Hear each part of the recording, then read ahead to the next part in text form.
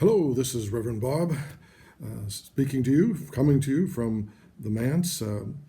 It's in the middle part of the week, and so I'm here to share with you some thoughts on our scriptures. We had a wonderful service on Sunday morning. We had our live streaming going on for the first time, and we had a nice turnout. And certainly during the social distancing, we had the masks. The session and deacons, again, have taken care of that very well. And we had a very meaningful service, which is now on YouTube that you may be able to watch if you would like. I would highly recommend it. And looking forward to this coming Sunday, the 4th of July weekend, of course. And we'll be singing some national hymns and considering the importance of the Christian tradition in terms of the culture, the society that we live in and have been blessed to be living in. And so much of that is predicated on the Christian faith. And so I'll be sharing some of those thoughts with you also. So why not invite a neighbor, a friend to participate, either come to worship or to tune in on YouTube for the live streaming. And just invite some folks to come along. So I trust the week is going well. It's another beautiful day. A little bit of humidity out there, but still it's nice. It's nice. So the last few weeks I've been mentioning to you, talking to you a little bit about the book of Acts, which is the earliest history of the Christian church. And the primary principal players are in the book, the letter, the writing, the history, are Peter at the beginning, and then for the bulk of the rest of the text, it's Saul, who becomes known as Paul, the apostle, one born out of due time. And when he says that in one of his writings, one of his letters, the epistles. When he talks about being born out of due time, what he's referencing is that he did not walk with Jesus as Jesus walked around about in Galilee and then down in Jerusalem and the environs there. But he, as far as we know, again, never met Jesus apart from the risen Christ on the road to Damascus, which just takes place within the chapter 2 prior to what I'm going to be referencing today. So one born out of due time. In other words, due time is after the fact. But yet it turns out that Paul has been instrumental in the development of what we call our Christian faith. So, but before we get to Paul here, we're going to take a look at something that happened following Pentecost, the birthday of the church. And Peter, keep in mind, all these folks were Jewish at the time, except you had some God-fearers. That's what the Bible calls them, God-fearers, referring to Gentiles, to non-Jews, who liked what was going on. They were drawn to the synagogues, the Jewish synagogues, because there was something there about this one God, this ethical God that was being presented through the Jews, through Judaism. And so they were drawn there. So they're called God-fearers. And we have basically no doubt that these God-fearers were some of the earliest of non-Jews who became followers of Jesus, the Messiah, the Anointed One. So I'm going to read with, if you would like to follow along in Acts beginning chapter 10. Paul has had his conversion experience. He's also watched the execution of Stephen prior to that, and now he has become a Christian, that's really a misnomer. He's become a follower of this Jesus. And we're about to hear more about him, but before that, there's a preparation that takes place here in terms of Peter as being one of the leaders of the earliest movement, Jesus movement. So we read in chapter 10, at Caesarea, there was a man named Cornelius, a centurion of what was known as the Italian cohort, a devout man who feared God. There's that God-fearer. Okay, he was interested in Judaism, in its way of life, its way of thinking about reality. So, feared God with all his household, gave alms liberally to the people, and prayed constantly to God. And it goes on to say about the ninth hour of the day, he saw clearly a vision, an angel of God coming in and saying to him, Cornelius. And he stared at him in terror and said, What is it, Lord? And he said to him, Your prayers and your alms have been ascended as a memorial before God. And now send men to Joppa and bring one Simon, who is called Peter. He is lodging with Simon, a tanner, whose house is by the seaside. When the angel who spoke to him had departed, he called 2 of his servants and a devout soldier from among those that waited on him, and having related everything to them, he sent them to Joppa. Okay, so something's building here. The next day, as they were on their journey and coming near the city, Peter went up on the housetop to pray about the 6th hour. And this is Peter now, the disciple. And he became hungry and desired something to eat. But while they were preparing it, he fell into a trance and saw the heaven opened and something descending like a great sheet let down by 4 corners upon the earth. In it were all kinds of animals and reptiles and birds of the air. And there came a voice to him, Peter, rise, kill and eat. But Peter said, No, Lord, for I have never eaten anything that is common or unclean. Keep in mind the idea of the kosher laws. And the voice came to him again a second time, What God has cleansed, you must not call common.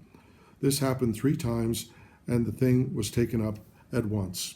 So here again, here's something different, something radical for the understanding of Judaism at that point, about maybe the kosher laws, at least for some folks, don't need to be followed. Now, while Peter was inwardly perplexed as to what the vision which he had seen might mean, behold, the men that were sent by Cornelius, having made inquiry for Simon's house, stood before the gate and called out to ask whether Simon, who was called Peter, was lodging there. And while Peter was pondering the vision, the Spirit said to him, Behold, 3 men are looking for you. Rise and go down and accompany them without hesitation, for I have sent them. And Peter went down to the men and said, I am the one you are looking for.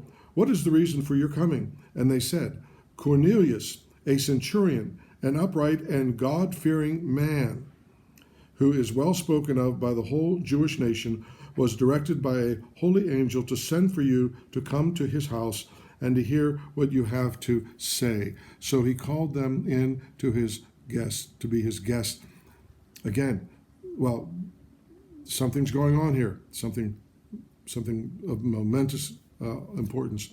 The next day he rose and went off with them, and some of the brethren from Joppa accompanied him. And on the following day they entered Caesarea. Cornelius was expecting them and had called together his kinsmen and close friends.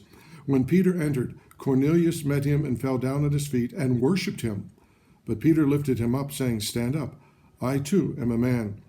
And as he talked with him, he went in and found many persons gathered, and he said to them, You yourselves know how unlawful it is for a Jew to associate with or to visit anyone of another nation, another people. But God has shown me that I should not call any man common or unclean. Keep in mind that vision that he just had, okay, just before those men came and met him at that house. So when I was sent for, I came without objection. I asked then why you sent for me.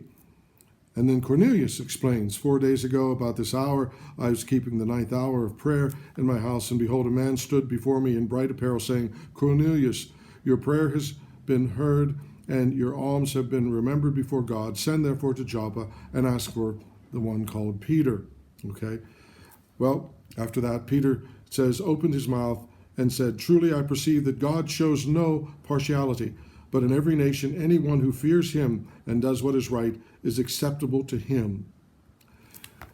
As I noted last week, the week before, that herein is the beginnings within this historical perspective, certainly a faith perspective by the earliest Christians, that the call of Judaism, that there is this one God, this God loves, this God is ethical and has rules, has responsibilities for the human beings, in terms of Adam and Eve, the fall, the restoration, all of that, but that we are responsible human beings.